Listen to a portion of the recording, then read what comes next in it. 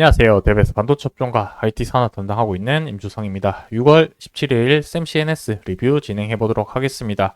자, 샘CNS 같은 경우 현재 주가가 변곡점에 들어오고 있는 위치라고 생각이 들고 있습니다. 그 근거는 제가 마지막에 차트에서 말씀드릴 거고, 변곡점이라고 한다면 주가의 방향성이 위쪽으로든 아래쪽으로든 방향을 결정하기 직전의 위치라고 생각이 드는데, 어떤 쪽으로 갈 수 있을지에 대한 확률이 어디가 조금 더 높을지에 대해서 오늘 한번 좀 확인을 해 보려고 합니다. 그래서 전방 산업이 현재는 어떤 식으로 흘러가고 있는지, 그리고 지속적으로 봐야 될, 모니터링을 해야 될 지표가 있는데 그 지표는 어떻게 나오고 있는지, 결과에 따라서 주가에 어떻게 영향을 미칠 수 있을지에 대해서 말씀드리고요.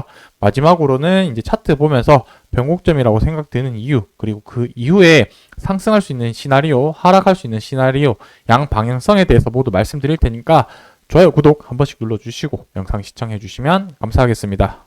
자, 지금부터 같이 살펴볼 데이터는 이제 산업통상자원부에서 발표하는 수출 데이터 자료인데, 이 자료 같은 경우는 매달 발표하고 있는 자료라고 보시면 되겠습니다. 그래서 각 산업군에 대해서 수출 동향이 어떻고 전방 산업에 대한 시장 분위기가 어떻게 흘러가는지 부분에 대해서 확인할 수 있다 보니까 이 부분이 참조하기 좋은 괜찮은 데이터다라고 말씀드릴 수 있을 것 같고, 여기서 우리가 반도체와 관련된 부분에 대해서 현재 시장 분위기, 그리고 어떤 부분에서 그 수요가 있는지 대해서 확인할 수 있는데, 그 부분에 대해서 이제 하나씩 좀 살펴보려고 합니다. 자, 그래서 이제 소개가 되어 있는데, IT 전방 산업에 대한 수요가 확대가 되고 있다라고 이제 설명을 했고, 그리고 두 번째로는 메모리가 가격이 두 자릿수 상승을 하게 되면서 2개월 동안 연속 50% 이상 증가율을 기록을 하고 있다. 자, 데이터 수치가 어마무시한 것 같습니다. 50% 물량이나 늘었다라고 하니까. 자, 그렇다면 이 부분이 어떻게 흘러가고 있는지 보면은, 자, 먼저 이제 요 두 개 부분 이렇게 표시를 했고, 이제 보시게 되면은 첫 번째 전방 산업에 대한 수요 확대 같은 경우는 AI 그리고 일반 서버에 대한 수요 증가라고 표현을 해 놨는데, AI 같은 경우는 지금 HBM이라고 적혀져 있죠. 그래서 HBM 같은 경우는 이제 디램 매출 부분 대해서 이제 얘기를 하는 걸 거고, 일반 서버 같은 경우는 저전력 메모리라고 표시를 해놨지만 사실상 일반 서버보다는 현재로서는 AI가 주도하고 있는 서버 같은 경우는 데이터 센터 쪽이 좀 더 적합하지 않겠냐라고 생각을 합니다. 그래서 이 데이터 센터 같은 경우는 스토리지, 저장 중심의 부분이 중요하다 보니까 데이터 센터의 SSD에 대한 수요가 많이 증가하고 있다라고 말씀드릴 수가 있을 것 같고, 이 결국에 SSD의 매출이 올라간다는 거는 낸드의 매출이 올라간다라고 동일하게 생각해도 상관이 없겠죠.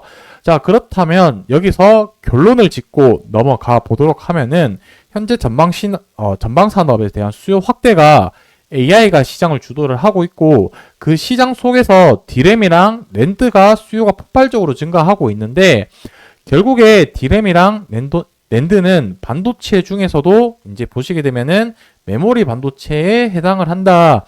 그렇다면 이 메모리 반도체에 대한 수출 증가율을 두 달 동안 확인을 했을 때 99%, 101%, 그러니까 아까는 50% 증가라고 했지만 사실상 메모리의 증가율은 100%에 이르르고 있다. 어떤 것 때문에? AI에 대한 수요 확대 때문에.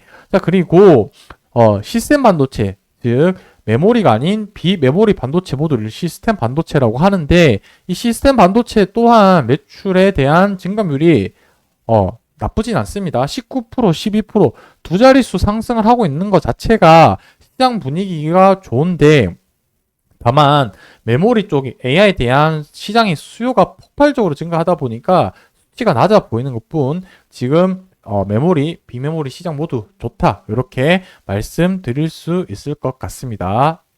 자, 그리고 직접적으로 봐야 될 지표라고 한다면 금리라는 부분을 우리는 조금 자세하게 봐야 될 필요가 있다라고 말씀드릴 수가 있겠습니다. 왜냐하면 금리의 방향에 따라서 반도체 업황도 같이 동행하는 흐름을 보이고 있기 때문이라고 말씀드릴 수 있을 것 같고요. 결국에 이 금리가 인하가 되어야지 이제 전방 산업에 대한 기업들, 최전선에 있는 기업들, 뭐 한국으로 치면은 삼성전자랑 하이닉스가 될 수 있을 텐데 그 기업들의 투자가 이제 활발하게 진행이 되겠죠. 아무래도 금리가 낮아지게 되면은 돈에 대한 가치가 그만큼 이전보다는 떨어지고 돈 사용하는데 부담이 이제 대출이나 이런 부분들이 이자가 줄어들기 때문에 투자나 이런 부분들이 활발하게 일어날 수가 있고 그다음에 최종 고객들에 대한 수요가 다시 한번 증가할 수 있는 이런 부분들 때문에 반도체 사이클이 좋아진다라고 말씀드릴 수가 있겠습니다. 자, 우리는 지금 이제 어떻게 흘러가는지 지금 데이터가 어떤 식으로 나오고 있는지 대해서 보는 게 중요한데 자, 첫 번째로는 지금 FOMC 회의가 올해 지금 몇 번 나오게 됐냐면 7월, 9월, 11월, 12월 총 4번이 남았고 최근 이제 제가 가장 가까운 7월 달에는 금리가 90% 정도 확률로 동결한다라고 지금 데이터가 나와 있고 9월 달에 61% 정도 나오고 또 의미 있는 부분이 무엇이냐면 12월 달에도 한 번 더 할 수 있다. 그러니까 올해 2번 정도 금리 인하할 가능성이 있다라고 시장에서는 지금 나오고 있는 상태인데 저는 현재까지는 9월 달 한 번만 금리 인하하지 않겠냐. 그 이유는 이제 9월 달에 9월 달이 아니고 11월 달에 대선 있죠. 이 대선에 맞물려 가지고 지금 정부 입장에서는 대선 전에 자기가 활용할 수 있는 카드를 모두 사용하지 않겠냐라고 생각을 합니다. 자, 어쨌든 9월에 지금 금리 인하할 확률이 높은데 그렇다면 우리는 주가에 어떻게 영향을 받는지 부분을 확인할 필요가 있죠. 그래서 지난번에 과거를 한번 복기를 해보면 올해 이제 6월 달에 금리 인하를 하겠다라고 좀 시장에서 예측이 있었는데 그 부분이 동결한다라고 해서 4월 달, 그러니까 금리 예정 시기보다 2달 정도 빠르게 시장에서 반응을 했습니다. 실망감에 주가가 한번 급락을 했었는데 반대로 9월 달에 인상을 하겠다, 9월 달에 인하라고 하겠다라고 한다면 이 부분은 2달에서 빠르면 3달, 그러니까 지금부터 해서 7월 정도까지 해서 주가가 반응할 수 있지 않겠냐 이렇게 좀 생각을 하고 있기 때문에 이 부분에 대해서 앞으로 계속해서 금리 이 변화에 따라서 주가가 어떻게 움직이는지 잘 모니터링을 해보자 이렇게 좀 생각을 합니다. 마지막으로 차트를 보면서 이제 변곡점 얘기를 한번 좀 하려고 하는데 제가 변곡점이라고 생각하는 부분이 이유가 좀 길게 보면은 좀 확인할 수 있는데 보시게 되었을 때 고점 같은 경우가 4월 18일 날 최고점을 찍고 나서 지금 최근 단기간으로 봤을 때는 고점이 계속해서 낮아지고 있는 추세를 볼 수 있고요. 저점 같은 경우는 저점을 계속해서 조금씩 높여가고 있는 모습을 보이고 있다. 자, 이렇게 이제 추세선을 대략적으로 한번 그어 본다라고 했을 때 이런 식으로 해서 지금 이제 삼각 수렴하고 있는 형태다. 이렇게 정리할 수 있는데 우리가 일반적으로 고점이 낮아지고 저점이 높아지는 이런 수렴 구간에 왔을 때 이 구간에서는 주가가